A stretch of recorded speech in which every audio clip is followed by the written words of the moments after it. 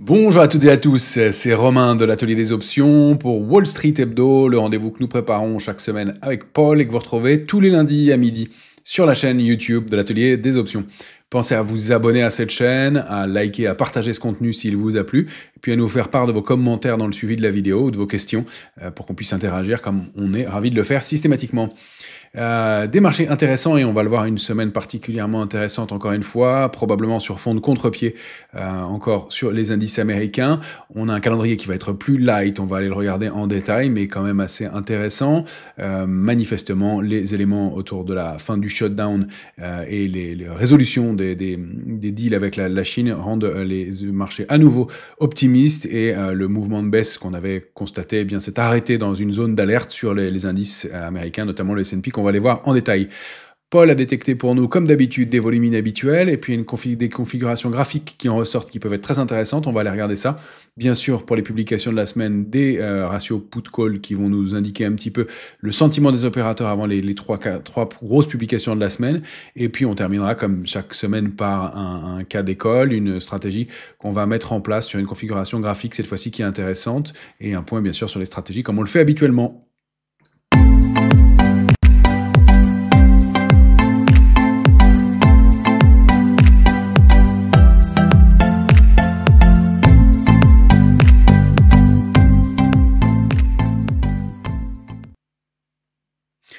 Alors, comme chaque semaine, je vous rappelle que vous pouvez vous abonner à notre newsletter pour avoir plus d'informations sur nos différentes actualités. Et puis, en ce moment, la possibilité de vous inscrire à un événement qui vous permettra éventuellement de gagner notre formation à l'analyse graphique. Je rappelle que c'est une formation qui a une valeur de 700 €, qu'elle est disponible donc sur le site de l'Atelier des Options et que vous pourrez éventuellement la gagner, bien entendu. Vous avez tous les éléments pour notre formation sur les options qui intègrent cette formation sur l'analyse graphique. Sur notre site aussi, pensez à aller regarder ces éléments-là et en tout cas à vous abonner à la newsletter.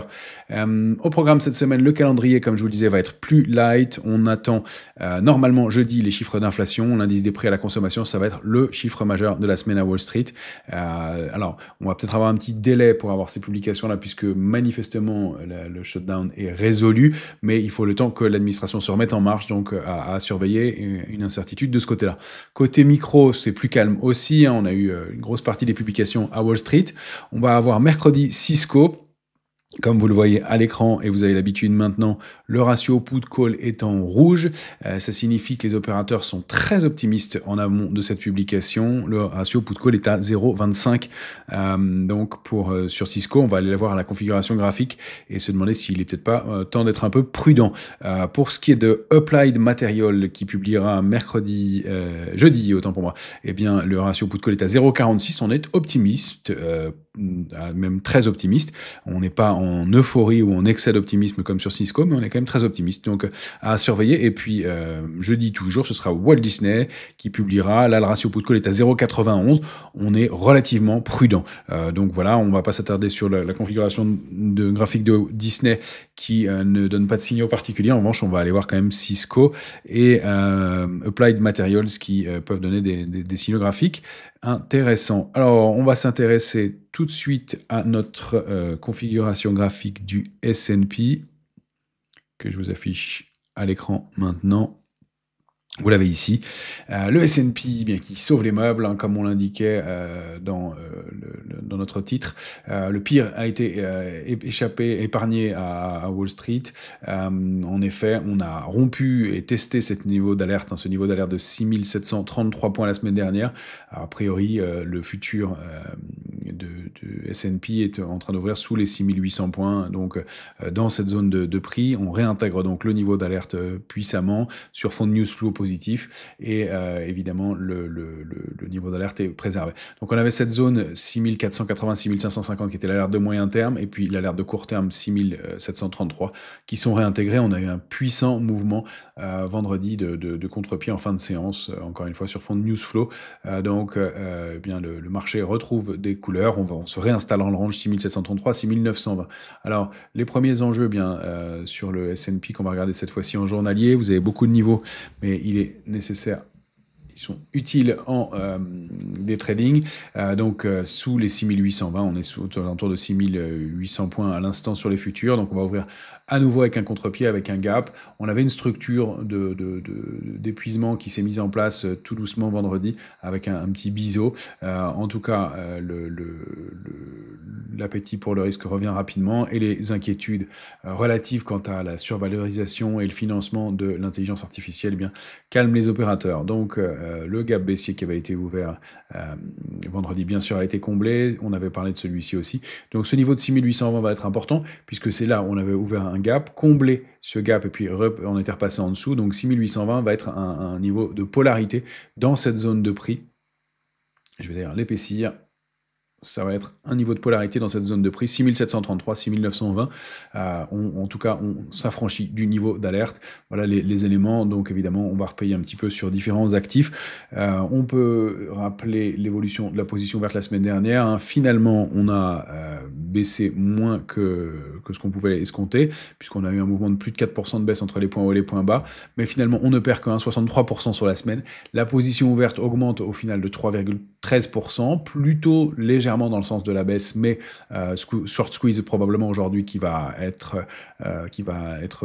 drivé par cette position ouverte légèrement baissière au cours de la semaine précédente. Donc des vendeurs qui sont pris à contre-pied, qui se débouclent, et c'est pour ça que le mouvement est assez puissant à l'ouverture pour l'instant. Ratio put call, on était très optimiste, on le disait, c'est ce qui a aussi été le terrain favorable à un mouvement de baisse, et puis on remonte à 0,84 cette semaine, ratio put call, donc on reste en optimisme, mais on n'est plus en complaisance comme on l'était précédemment, donc on revient un peu à la normale et avec à nouveau une configuration qui se stabilise dans un range. L'enjeu qui est important cette semaine, ça va être de déterminer si oui ou non les opérateurs, enfin la nature de ce rebond. Est-ce qu'on va avoir du volume? Est-ce qu'on va avoir du soutien? Qu'est-ce qu'on va construire à partir de là? Parce qu'il ne faut pas négliger l'aspect important de ce mouvement de baisse qui s'est produit avec des volumes importants, avec des configurations graphiques dégradées sur quelques titres. On les avait évoqués, un Meta, Palantir. Donc il y a peut-être des choses qui se mettent en place pour du plus long terme, mais en tout cas à court terme, on sauve les meubles. Donc l'enjeu, encore une fois, ça va être de mesurer la nature de ce rebond, sa pérennité, voir si on arrive à s'affranchir de 6920 et aller former les plus hauts ou pas, ou si on va latéraliser un peu, c'est le scénario que je privilégie. En revanche, stock picking à privilégier, il va y avoir des choses intéressantes à faire. C'est d'ailleurs ce qu'on va aller voir tout de suite. Alors, parmi les publications de cette semaine, je vous indiquais un ratio hyper optimiste pour Cisco, hein, ça fait partie des ratios Cisco Systems, la star des années 2000, qui continue un parcours aussi intéressant. On vient de buter contre une résistance à 74-61. On est en train, en hebdomadaire, on a formé en hebdomadaire une couverture en nuage noir. Hein, je rappelle la couverture en nuage noir. On forme une grande bougie haussière, grande bougie verte. On ouvre point plus haut que la bougie précédente, donc les acheteurs ont la main, et on clôture sous la médiane de la bougie précédente. C'est ce qui s'est bien produit ici, nettement, puisqu'on clôture proche des points bas de la bougie précédente. Donc couverture nuage noir, contre-pied assez marqué, donc un titre qui bien marque un coup d'arrêt dans sa tendance haussière, qui se stabilise en préouverture a priori aux alentours de 71,86. Mais attention à la publication donc qui aura lieu mercredi pour Cisco, avec ce ratio put-call le plus optimiste qu'on ait rencontré cette semaine, un 0,25. On est dans des cas extrêmes d'optimisme, donc prudence. Alors évidemment le titre a déjà rebaissé un peu, donc pour envisager une stratégie baissière il faudrait que ça remonte, mais en tout cas un peu d'excès de ce côté-là, et c'est le titre sur lequel on sera le plus vigilant. On est donc calé dans ce range 68, 56, 74, 61, cette médiane à 70, 64 est clé, et puis cette résistance 73, 11, bien qui peut être un peu un plafond de verre intéressant pour des replis à envisager. On zoome en journalier, on avait bien une configuration de retournement avec ce pendu en haut de marché, un gap haussier, pendu en haut de marché, grande bougie baissière, et puis ça consolide. On est allé tester le support intermédiaire à 70-64. Donc on peut peut-être rebondir un peu en ce début de semaine où on retrouve un peu des configurations d'optimisme, mais encore une fois, attention à la publication et au retour sous 70-64. Dans ce cas-là, on irait chercher 68-56, gros niveau de support. Je dézoome à nouveau. Sous 68,56, c'est 65,26, donc peut-être un moment de consolidation complémentaire pour Cisco, sur lequel on est quand même extrêmement optimiste. Je vais remonter mon support à 65,54, il me plaît mieux ici, il y a plus de points de contact. Donc en tout cas, attention sous 70,64 et un petit mouvement de baisse complémentaire pour Cisco qui a eu un beau parcours récent. Autre titre donc pour lequel on a repéré un ratio put-call assez optimiste, c'est Applied Materials. On en avait parlé ensemble il y a longtemps. Applied Materials, on avait évoqué ce biseau baissier, ce biseau d'épuisement, sorti par le bas, réintégration et puis accélération haussière. On est allé chercher la cible idéale, hein, c'était ce niveau de 198,40. Hein, je rappelle toujours que pour le biseau, quand on en sort, c'est la cible idéale. Elle a été même débordée. On a débordé ce niveau de résistance à 204 et été chercher les tops historiques du titre, ou proche de cette zone de top, en tout cas cette zone de résistance 235,40, 242,50, sur laquelle on a buté. Ça c'était en mensuel. En hebdomadaire, on voit pas mal de volatilité sur le titre depuis quelques temps, qui s'inscrit au-delà d'une ligne de tendance haussière de moyen terme. J'ai tenté de trouver un canal haussier, mais je crois qu'il n'était pas très propre. Non, on n'a pas de canal parfait, un petit signe de volatilité, désorientation depuis 2 semaines maintenant sur Applied Materials. Je rappelle qu'avec un ratio put call à 0,45, on est quand même très optimiste en amont de la publication, donc prudence, une bougie d'indécision, une deuxième un peu baissière, un titre qui a eu des volumes un peu plus lourds dans le mouvement de baisse récent. Pareil, on est à 0,46, 0,45, 0,46. On est dans des configurations où on pourrait avoir des surprises un petit peu négatives sur le titre, d'autant plus qu'on voit qu'on a buté sur cette zone de prix avec gap baissier la semaine dernière. Alors on est en train de rouvrir a priori contre un niveau de résistance à 235,40. On est un peu tôt pour déterminer l'ouverture, mais voilà, 235,75. Mais voilà le premier plafond de verre sur niveau d'excès, bien peut-être des petits mouvements de repli complémentaires. Si on rompt 227,08 et puis la ligne de tendance haussière, la première cible c'est 213,60 et puis le retour sur le support à 204. Peut-être un peu d'excès de ce côté-là, même si Wall Street a l'air de mieux se porter pour ce début de semaine. Autre configuration graphique détectée grâce au volume inhabituel que surveille Paul toutes les semaines. C'est une valeur qui revient de loin, Strive. Strive, c'est une valeur dans le marketing. Vous pouvez regarder en détail plus le métier de Strive, mais il y a peut-être une recovery qui se met en place depuis quelques temps, et Paul me confirmait que des volumes inhabituels sont détectables depuis longtemps sur Strive maintenant, plusieurs semaines. Et effectivement, on a une configuration qui est assez intéressante avec beaucoup de volatilité. Titre qui a fini de baisser, qui s'est stabilisé entre 0,78,5 et 1,09, donc attention, hein, c'est une recovery, un petit titre qui a beaucoup baissé, hein, depuis ces tops de septembre dernier, donc beaucoup de volatilité. Mais on se stabilise après cette accélération dans une zone de prix 1,09, 1,82. Volumes inhabituels qui sont vraiment intéressants parce que on a eu au cours de la dernière accélération haussière qui s'était produite en fin octobre, donc ici, des volumes très supérieurs à la moyenne, stabilisation, latéralisation. On peut y voir pour donc dans ce genre de configuration, j'ai pris la borne haute un peu large, mais on a une résistance intermédiaire qui est située ici. Une structure en tasse et anse, une structure de retournement. Alors, pour la plus petite cible, on va être un peu moins gourmand, on va viser ce qui est déjà pas mal, la structure 1,09, 1,82 qu'on pourrait dupliquer par le haut. Dans ce cas-là, c'est la première cible idéale pour Strive qui retournerait chercher cette zone de résistance, intéressante d'ailleurs, de 57, donc un gros mouvement. Si le titre veut aller plus loin et confirmer sa recovery, c'est toute la taille de la structure qu'on peut prendre, donc du point bas jusqu'à la ligne de résistance à 1,82. Et dans ce cas-là, on peut envisager même des extensions en direction de 2,87, c'est le haut de la zone de résistance. En tout cas, on avait une ligne de tendance baissière qui a été débordée, puis testée. On est reparti manifestement la semaine dernière à la hausse. Donc intéressant de voir. Donc tant qu'on est dans cette zone de congestion, le signal n'est pas donné, mais on peut anticiper pour les plus agressifs. Au débordement d'un 64, c'est du mieux. Au débordement d'un 82, bien on a ces deux cibles en mire. Encore une fois, des volumes inhabituels détectés grâce aux options et qui nous permettent de surveiller des recoveries possibles pour un titre qui revient de très loin. Encore une fois, attention, c'est assez spéculatif, mais une configuration qui nous intéresse au cours de cette semaine. Autre volume inhabituel détecté sur des positions d'options par Paul, le Van Eck Semiconductor, donc l'ETF sur le secteur des semi-conducteurs le plus traité. Eh bien, il y a un opérateur qui manifestement a eu du nez, puisque il a ouvert une très grosse position en vendant du put de prix d'exercice 350. Il en a vendu 40 000 pour une prime de 15,25. Je voulais afficher à l'écran.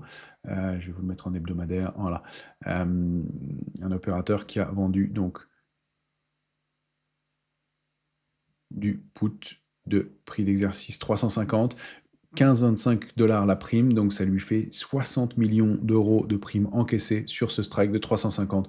Donc un opérateur qui anticipe un rebond du secteur des semi-conducteurs, et il a manifestement raison, ou en tout cas qui est prêt à acheter ce secteur des semi-conducteurs sous 350, donc un mouvement d'échéance janvier, donc relativement courte, 40 000 puts ouverts, et donc ça vient étayer, alimenter le scénario d'un rebond possible, évidemment, à court terme, une grosse prime donc d'options vendues et qui confirme ce rebond possible sur le secteur des semi-conducteurs. Donc encore une fois, un gap haussier qui va être important, et puis on a eu ce magnifique marteau en bas de marché qui manifestement va être entouré de 2 gaps, un de chaque côté, compte tenu de la préouverture possible. Donc reprise et réactivation haussière. On peut envisager pour l'ETF d'aller rallier la borne haute, bien sûr, et puis pourquoi pas, si le marché va reprendre vraiment des couleurs et aller former déjà ce rallye de fin d'année, hein, il reste une quarantaine de séances maximum, même pas avant la fin de l'année, donc d'aller dans ces cas-là dupliquer le range par le haut et d'aller chercher des extensions, pourquoi pas à 385, donc un gros pari haussier sur le secteur des semi-conducteurs. Encore une fois, les options, ça sert aussi à ça, et c'est intéressant pour détecter les intérêts. On va passer, avant de passer à notre cas d'école, on va aller jeter un œil du côté de nos stratégies. Je vous avais indiqué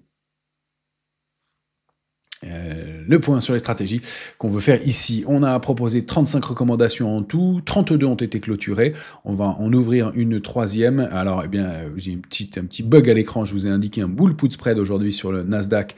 On va faire autre chose, on avait envisagé ce bull put spread pour tout vous dire, mais on a changé notre fusil d'épaule compte tenu de la hausse en préouverture du Nasdaq. C'était un peu tard pour ouvrir ce bull put spread qui, statistiquement, avait été extrêmement intéressant. Paul l'avait testé, depuis 2007, il avait gagné dans 100% du temps dans cette configuration, donc avec, encore une fois, des outils de backtest. Je vous rappelle que c'est le nerf de la guerre, le mode de fonctionnement de l'atelier des options, du modèle que Paul a mis en place, backtesté, testé par le passé, et c'est sur 54 ans, un trade qui a obtenu un gain quasi systématique à cette période de l'année d'ouvrir un bull put spread, donc quelque chose qui était intéressant. Encore une fois, comme il était un peu en retard, on a cherché quelque chose de mieux, mais donc on est bien à 35 stratégies avec celle qu'on va vous proposer aujourd'hui, qui donc n'est pas sur le Nasdaq. Je vous garde le suspense pour dans quelques instants. On a clôturé en gain notre calendar short sur l'IBIT qu'on avait ouvert ensemble le 27 octobre. Je rappelle ce calendar où on avait acheté du put d'une échéance plus lointaine, vendu du put d'une échéance plus courte. Et je vais vous l'afficher tout de suite, l'IBIT. Et on a décidé de sortir dans le courant de la semaine. C'est un peu particulier. D'habitude, on garde nos trades jusqu'à ce qu'on ait atteint l'objectif. Vous connaissez notre façon de fonctionner, mais là on a décidé de fonctionner autrement cette fois-ci, puisque c'était sur un schéma d'analyse graphique. Or, vous le voyez tout de suite à l'écran, le EBIT qui est ici. On avait détecté ce triangle inversé qui nous indiquait de la désorientation, une accélération baissière sous le niveau de 59, une cible idéale qui était à 52,80. On a été proche de cette cible, enfin 6%. Et en fait, on a vu ce mouvement de contre se mettre en place et une accélération qui ne s'est pas produite à la rupture de ce niveau de 59,62 et un support testé 2 fois à 56,41 qui nous a incité à prendre notre bénéfice dans le courant de la semaine dernière. Donc on l'a indiqué en direct sur notre forum. Encore une fois, le but était dans ce cas-là de travailler avec l'analyse graphique et manifestement on a bien fait puisqu'on va ouvrir en gap haussier. Donc voilà, encore une fois, quand on indique qu'on prend des opérations, ce n'est pas c'est réel. On a même des abonnés qui nous suivent, qui ont pris ces opérations et qui je crois ont fait mieux que nous en termes de performance sur ce trade. Donc c'est encore une fois du réel qu'on prend ici, des opérations que nous ouvrons réellement quand on les annonce. Et donc, on a décidé, sur des considérations techniques, de sortir de cette stratégie. Alors, voilà pour ce qui est du graphique et des stratégies. Donc, 3 stratégies en cours avec celle du jour qu'on va ouvrir dans un instant, enfin qu'on va vous montrer dans un instant, 4 perdantes, 28 gagnantes et un taux de réussite de 87,5% sur ces stratégies proposées chaque lundi. Encore une fois, c'est toujours un exercice de vous proposer dès le lundi une stratégie pour la semaine et on est ravis de ce taux de réussite. Je vous montre dès maintenant le cas d'école qu'on a mis au point avec Paul cette semaine. C'est sur une valeur aussi sur laquelle on avait détecté des volumes inhabituels. C'est aussi à ça que servent les options. Et Paul nous a indiqué un volume inhabituel sur le titre Lyft. Lyft est un des concurrents de Uber, pour ceux qui ne le connaissent pas, et une configuration qui nous intéresse beaucoup. En effet, Lyft vient de former une structure de retournement. On peut l'avoir de différentes façons, soit en tasse et anse, encore que là, on soit allé assez bas, hein, ou sinon, on peut aussi le voir comme un rounding bottom. Souvenez-vous, on avait déjà rencontré Baidu dans le domaine de rounding bottom qui nous avait donné un signal très intéressant. On avait aussi un triangle symétrique qui s'est formé sur le titre avec donc bien 3 points, 1, 2, 3 ici, 1, 2, 3 en bas, donc un triangle symétrique de retournement et sorti par le haut. Ce qui est intéressant de constater, c'est qu'on trouve quasiment les mêmes cibles en prenant soit le trading range, soit le triangle, puisque si on prend la sortie du triangle par le haut au moment de sa sortie, je vais arriver à le placer, voilà. Ici, on arrive à une cible graphique à 29, 40, 29, 42, 29, 50, et la cible donnée par la sortie de range, 29, 82. Le range, il est ici, hein, c'est 8, 99, 19, 38, sortie par le haut et latéralisation. Donc, une accélération haussière, une pause, et donc un mouvement de hausse qui pourrait se poursuivre. 29, 43 sera la cible idéale, enfin le déclencheur idéal de la poursuite à la hausse pour aller chercher 29, 82, donc du potentiel intéressant. Si on est même plus gourmand, si je puis dire que ça, si on est plus optimiste sur Lyft, donc le concurrent de Uber, on peut même dessiner la configuration autrement et avoir des extensions encore supérieures. On peut prendre cette mèche haute ici pour ce rounding bottom. Encore une fois, vous savez, la difficulté dans le rounding bottom, c'est d'aller trouver les cibles puisque c'est une figure d'arrondi avec une ligne de coup qui n'est pas forcément nette. Or, on le voit ici, c'est le cas. Mais comme cette mèche-là est le point haut de la configuration, on peut même aller prendre la taille de cette configuration-là et viser des extensions complémentaires sur Lyft. Donc, aller chercher, pourquoi pas,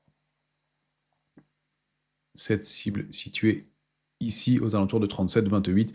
C'est assez grosse extension. Nous, on va le proposer autrement. On va faire une stratégie en 2 temps, un calendar aussi. Le but, comme le titre a pas mal monté déjà, d'acheter un call, c'est un peu compliqué, un call sec. Donc, on va le faire sous forme de calendar, c'est-à-dire qu'on va décider d'acheter un call. Alors, selon la sensibilité au risque de chacun, eh bien, vous allez pouvoir déterminer, je supprime quelques traits pour alléger le graphique, on va pouvoir, selon la sensibilité, prendre un call plus ou moins à la monnaie ou dans la monnaie, hors de la monnaie étant encore plus agressif, hein, en fonction de sa sensibilité, encore une fois, de son aversion au risque et de son enthousiasme sur l'opération, eh bien, on va acheter ce call, mais sur une échéance lointaine, par exemple le mois de janvier, pour, eh bien, profiter du mouvement haussier, comme donc en fonction de sa sensibilité au risque, et puis on va aller vendre un call pour limiter le coût de cette stratégie, donc d'où la notion de calendar, mais sur une échéance plus courte cette fois-ci, et là on va vendre un call d'échéance novembre pour bien financer une partie de la stratégie. Alors encore une fois, hein, toujours question de ratio risque-rendement, j'achète un call de prix d'exercice plus bas, je vends un call de prix d'exercice plus haut, et là comme on veut bien jouer sur cette notion de calendar, on va aller vendre un call sur une échéance plus courte que sur celui sur lequel je l'ai acheté. Ça me permet de financer ma stratégie en partie. Évidemment, ça capte mon gain en cas d'accélération haussière.